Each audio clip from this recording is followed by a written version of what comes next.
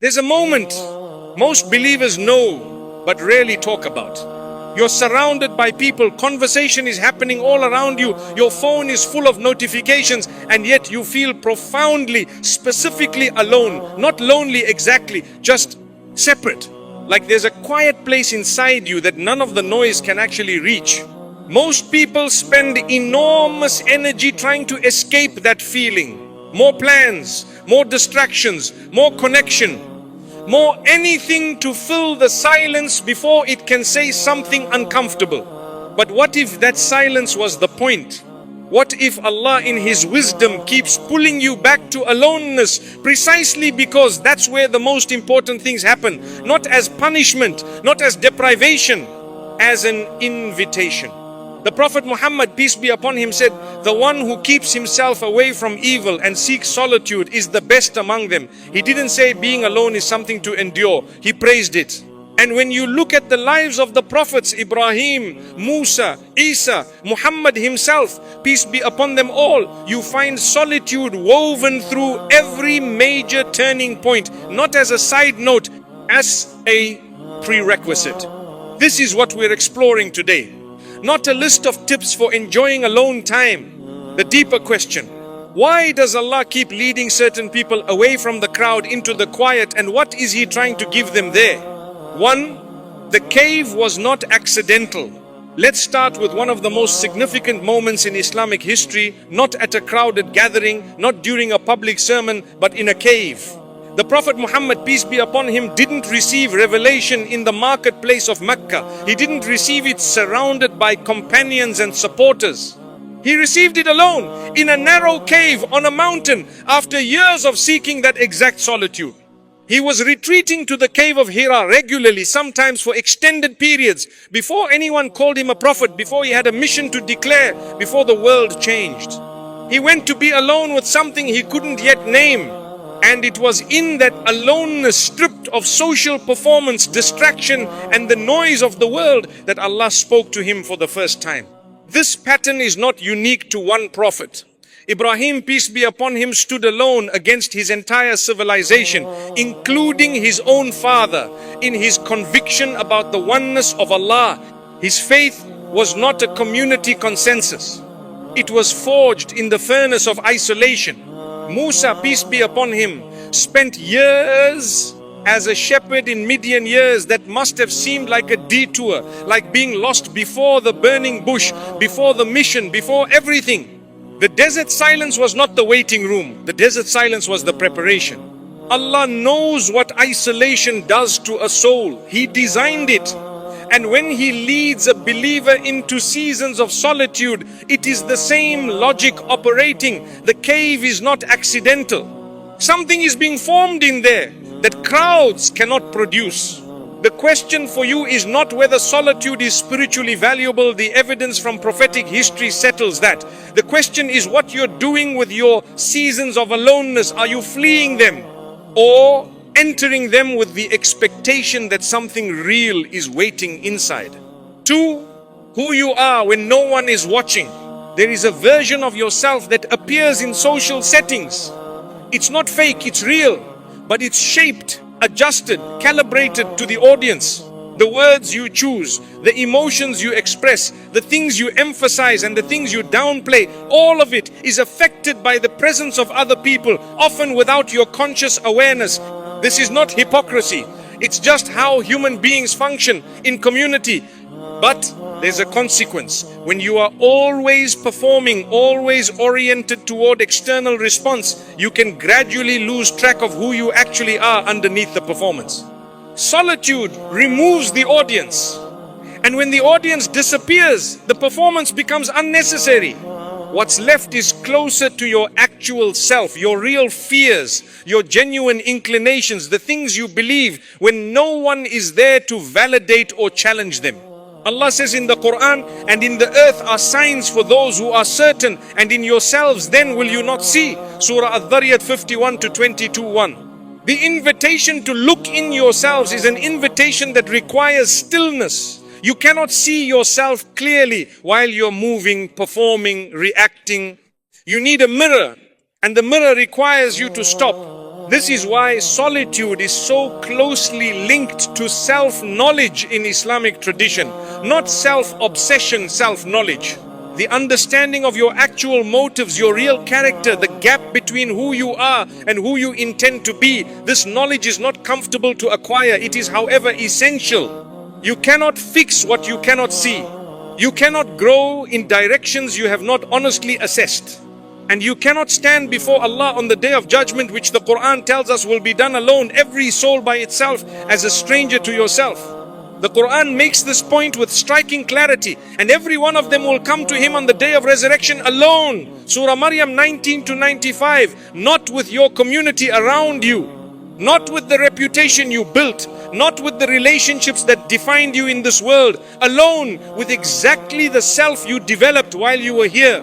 Solitude then is not just spiritually beneficial, it's preparation for the only moment that ultimately defines everything. 3. The company you avoid is as important as the company you keep. The Prophet, peace be upon him, gave us one of the most memorable metaphors in all of prophetic teaching when describing companions. A good companion, he said, is like a musk seller. Even if you buy nothing, you come away with the fragrance. A bad companion is like a blacksmith's bellows. Even if no sparks fall on you, the smoke gets into your clothes. You absorb what you're around. This is not a motivational concept. It is a documented feature of human psychology and a spiritual truth articulated repeatedly in Islamic teaching. The people you spend time with shape what feels normal to you. They shape your standards, your aspirations, your sense of what's acceptable and what's worth pursuing. When the available company is not good, when the options are people who normalize heedlessness, who mock faith, who pull consistently in the wrong direction, solitude is not the inferior option. It is the superior one. The Prophet himself endorsed this explicitly. He said, a time is coming when the best wealth a Muslim will have will be sheep which he follows to the mountain peaks and the places of rainfall, fleeing with his religion from the trials. The image is deliberate, withdrawing intentionally from a corrupting environment to protect something precious. There's a cultural resistance to this in most communities. We're told to stay connected, to be present, to not isolate. And there's genuine wisdom in community. Islam is deeply communal. But the wisdom of community assumes the community is oriented towards something real. When it isn't, when the crowd is leading somewhere you don't want to go, the most Islamic thing you can do is stop following the crowd. This takes real courage. Choosing to be alone rather than surrounded by bad company feels socially costly. It can look antisocial from the outside. But the Prophet's words are unambiguous. In certain seasons, the person who retreats with their faith is making the better choice. The fragrance matters more than the company. 4. Solitude is where the self gets built, not just observed. There's a difference between navel-gazing, sitting alone, and cycling through familiar thoughts without progress, and the kind of solitude that actually builds something. Islam distinguishes between the two, and the distinction matters. The Prophet Yusuf, peace be upon him, spent years in conditions that could have destroyed anyone. A pit, slavery, a prison cell. By every external measure, these were years of loss and deprivation. And yet they were the years in which he developed the patience, the character, the wisdom, and the spiritual depth that made him fit for what came next, a position of authority over Egypt and a role in a story that would be told until the end of time. What built him wasn't the good years. What built him was what he did with the bad ones. Solitude has this quality. It is not productive by accident. What comes out of it depends on what you bring into it. The person who uses aloneness to slip into distraction and consumption emerges emptier than they entered. The person who uses aloneness to pray more genuinely, reflect more honestly, read more deeply, and sit with uncomfortable truths about themselves, that person emerges more formed. This is why the Prophet, peace be upon him, practiced tahajjud, the voluntary night prayer, with such consistency. The night is solitude at its most complete. The world is asleep. The demands of the day have quieted. No one sees, no one knows, no one acknowledges what you're doing. And in that specific privacy, the conversation with Allah is most intimate. The Quran describes the night prayer as producing a praised station, something specific and significant, built in the hours when the rest of the world was unconscious. The Prophet's life modeled something worth absorbing. Voluntary aloneness is a practice, not just a circumstance. He sought it deliberately. He protected it. He went to the cave not because society pushed him out, but because he understood what was available in the quiet that wasn't available anywhere else. If you are waiting for solitude to happen to you, for life to slow down, for the demands to ease, for a season of natural quiet to arrive, you may wait indefinitely. The aloneness worth having often has to be chosen. 5. The world will try to pull you back in. Here's something that rarely gets discussed honestly in conversations about solitude. The world does not encourage it. Not because the world is malicious, simply because the world is designed for engagement, for consumption, for participation. Every system you interact with daily is optimized to keep you connected, stimulated, reactive. Notifications are designed to pull you back. Social media is engineered to create a sense of missing something if you disconnect. Even the people in your life with the best intentions will fill your silence with invitations, questions, demands. The Arabic word dunya, the world, comes from a root meaning near, low, close. The dunya is the immediately present, immediately appealing, immediately available. And there's nothing wrong with the world. The Quran doesn't condemn it. Islam is not a tradition of world rejection. But the dunya has a particular quality. It is always urgent. Whatever is right in front of you always feels pressing. And when your entire life is oriented toward responding to what's immediately present, you lose the capacity to orient toward what's permanently important. The Prophet, peace be upon him, said, be in this world as a stranger or a traveler. A traveler has a destination they haven't arrived at yet. They don't mistake the hotel for home. They don't decorate every wall and plant a garden in the parking lot. They stay light, stay oriented, keep the destination in mind while managing the demands of where they currently are.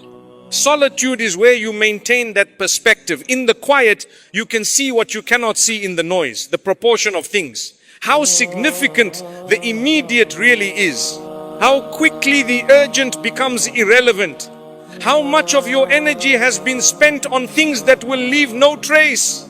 This is not pessimism, it's a corrective lens. The world looks different from solitude, smaller in some ways, lighter. And from that clarity, you can re-engage with it more wisely, knowing what matters, knowing what to give yourself to and what to hold loosely. 6. Alone does not mean lonely. This distinction is important enough to stand alone. Loneliness is a feeling. It comes from unmet needs for connection, from the sense of being separated from something you need. It's painful, it's real, and Islam does not celebrate it. Solitude is a condition, being alone, that can be inhabited in radically different states. You can be alone and lonely, but you can also be alone and profoundly full. The Quran is explicit about this. Whoever relies upon Allah, then He is sufficient for him. Surah At-Talaq 65-3. Sufficient, not merely tolerating the situation, not managing the loneliness. Sufficient. The one who genuinely trusts Allah is in a condition of sufficiency, regardless of who else is or isn't present. This is the spiritual technology that transforms aloneness from loss to gift. When you are genuinely connected to Allah through prayer that is real, through dhikr that is present, through Quran that actually reaches you, you are not empty when people are absent. You are in company of a different kind. The Prophet, peace be upon him, in some of his most difficult and isolated moments, had access to something his companions didn't always see. The private conversation with Allah that solitude makes possible. The dua made when no one is listening. The tears in prayer when no one is watching. The honest acknowledgement of need and weakness before the one who already knows everything. This private relationship is the deepest one available to a human being. And it tends to develop most fully in the conditions where other relationships are quiet. If you have been experiencing loneliness, real aching loneliness, this isn't a dismissal of that pain. It's an invitation to see what might be available in the very space where the pain is. Because what feels like abandonment by people is sometimes Allah clearing space for a conversation He's been waiting to have with you. 7. The deeper reason you cannot give what you don't have. There's a practical dimension to solitude that often gets overlooked in spiritual discussions. You are not just a solitary soul on your own journey. You are embedded in relationships, communities, families. There are people whose lives are shaped by what you bring into the room. And what you bring into the room depends entirely on what you have cultivated in private. A person who never enters solitude, who is always performing, always reacting, always oriented outward, this person has very little to give that isn't borrowed from others. Their presence is reflective, not generative. They can mirror back what they receive, but they cannot originate much. The person who cultivates an interior life, who prays in private with genuine attention, who reflects honestly, who reads the Quran slowly enough for it to actually land, who sits with their own soul long enough to know what's there. This person brings something different into every room they enter. A groundedness, a presence, something that functions as a resource for others rather than a demand on them. Ibrahim, peace be upon him, could stand alone against his civilization because he had already stood alone before Allah. His public courage was the overflow of private conviction. The Prophet, peace be upon him, could lead with clarity and calm in the most overwhelming circumstances because he had been formed in the cave, in the night prayers, in the extended periods of solitude that built a foundation nothing could shake. What is built in private determines what holds in public. This is why solitude is not selfish. It is ultimately one of the most generous things you can do for the people around you because it develops the person they need you to be. The spouse who prays tahajjud brings something to the marriage that the spouse who never prays alone cannot bring. The parent who reflects quietly in the early morning is building the steadiness their children will lean on. The community member who has a genuine interior life has something to offer that constant external engagement alone cannot produce. What to do with the quiet? If you've been reading this and feeling a pull, a sense that you've been avoiding the solitude, that might be exactly what you need. This section is for you. Solitude is not complicated to begin. It requires only one thing, the willingness to stop filling the silence with something else. Start with the prayer you've been rushing, the next salah, not the one you perform as a task to complete, but the one where you actually stop and stand before Allah. No phone immediately before or after. Just you, your prayer mat, and the intention to actually be present for once. Add 2 rakats of tahajjud even once. Set an alarm for 30 minutes before Fajr. Pray in the dark and the quiet, when the world is asleep and no one will see, and speak to Allah in whatever language your heart thinks in. Don't worry about perfect Arabic form. The dua made in honest, broken longing reaches Allah in every language. Sit with the Quran differently, not to finish a page quota, to read until something lands. One verse, read it again. Ask what Allah is saying to you specifically in your specific life, in this specific moment. Stay with it until the question has some answer. Take a walk without your phone, or sit somewhere without a screen. Let the quiet happen without immediately filling it. Notice what rises. Notice what your heart, when undistracted, actually reaches for. The resistance will be immediate and real. The mind will object. There will be things to check, tasks that feel urgent, a vague discomfort in the stillness. This is normal. This is the nafs preferring the familiar noise. Move through it anyway. Because on the other side of the resistance is something the noise cannot give you. The final word. Solitude is not a consolation prize for people who couldn't find community. It's not a symptom of social failure or spiritual isolation. It is one of the most direct paths to Allah that exists, and the prophets, who had no shortage of people wanting to be with them, kept choosing it deliberately because they knew what was available there. When life narrows your social world, when people pull back, when circumstances create more aloneness than you wanted, this is worth sitting with before you fight it. Allah's hand is in it. Something is being invited, something is being prepared. The cave of Hira was a small, uncomfortable space. It was also the place where heaven touched earth for the first time through the final prophet. What seemed like isolation from the outside was from inside a meeting. Your aloneness may feel like loss. It may be an appointment. Go to it with that expectation and see what's waiting.